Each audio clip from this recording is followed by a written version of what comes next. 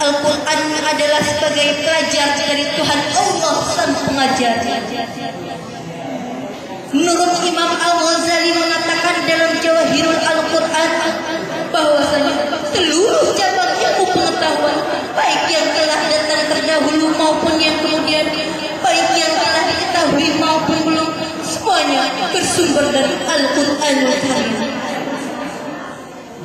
Sebagai bukti, bukankah karena Al-Quran telah diturunkan dengan menggunakan bahasa yang indah sehingga mendorong lahirnya ilmu tata bahasa atau retorika yang kemudian kita kenal dengan ilmu balaghah dan mantiq. Al-Quran diturunkan dengan menggunakan bahasa Arab yang kemudian kita kenal dengan ilmu tata bahasa atau mendorong lahirnya ilmu tata bahasa yang kemudian kita kenal dengan ilmu nahwu dan sharh. Bukankah kita diperintahkan untuk membaca Al-Quran dengan baik dan benar sehingga mendorong lahirnya ilmu qiraat yang kemudian kita kenal dengan ilmu tajwid. Al-Quran menceritakan proses penciptaan hidup manusia dan alam sehingga mendorong lahirnya ilmu kehidupan yang kemudian kita kenal dengan ilmu biologi. Al-Quran menceritakan sebelum sejarah terdahulu serta kemasyarakatan yang kemudian kita kenal dengan ilmu sosiologi. Betul hadirin? Betul. Dengan demikian seluruh cabang ilmu pengetahuan bersumber dari Al-Quran. Lalu yang ketiga, syifa'un lima fis suduri, ay syifa'un ayyasma biha min asyirki wasyaqi wal jahli. Al-Quran adalah sebagai obat penyakit batin seperti syirik, bodoh dan ragu. Kenapa dalam ayat tadi Al-Quran berfungsi sebagai obat penyakit batin, bukan berfungsi sebagai penyakit zahir? Jawabannya hadirin, obat penyakit zahir memang berbahaya apabila tidak diobati, tapi jauh lebih berbahaya apabila penyakit batin tidak terobati.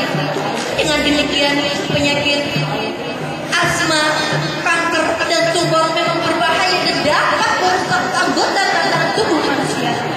Akan tetapi jauh lebih berbahaya apabila penyakit dengki, iri hati, hasud, haus kursi dan menghalalkan sebagai macam cara mendapatkan popularitas diri dan mendapatkan jabatan.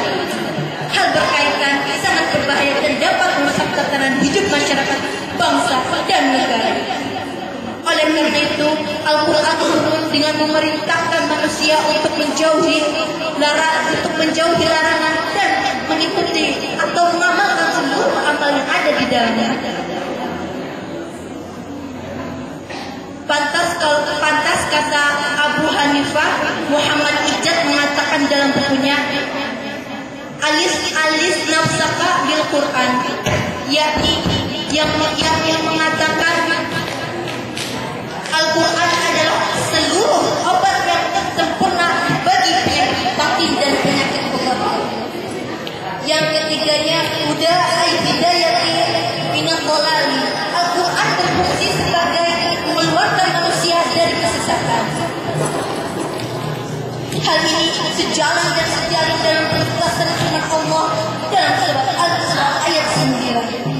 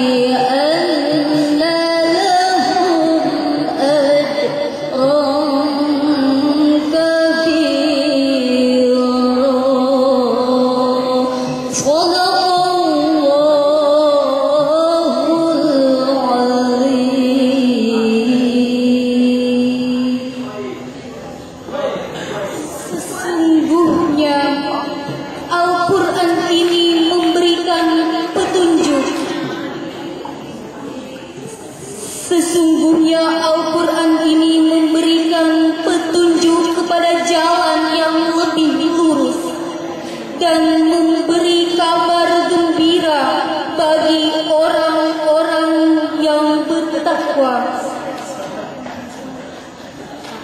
bahwa balasan bagi mereka adalah pahala yang besar.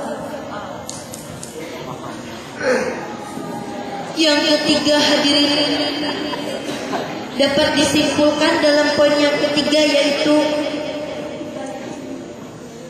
kalau manusia sudah mampu mengamalkan Al-Quran dan menjadikannya pedoman dalam hidup, maka perilaku kesehariannya tidak akan bertentangan dengan ajaran Allah dan tuntutan agama.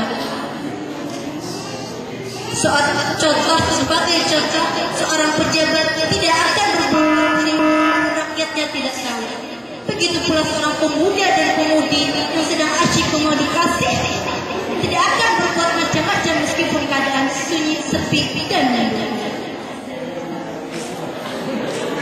Dapat disimpulkan bahwa Al-Quran berfungsi sebagai petunjuk manusia dalam hidup yang dapat mengantarkan manusia menuju surga Allah dan mengeluarkan manusia dari kesesatan. Mari hadirin, kita baca, pahami, dan amalkan seluruh kandungan yang ada di dalam Al-Quran. Semoga kita dapat menjadikan pelajaran ini sebagai hikmah dan diaplikasikan dalam kehidupan keseharian. Sekian dan demikian. Wassalamualaikum warahmatullahi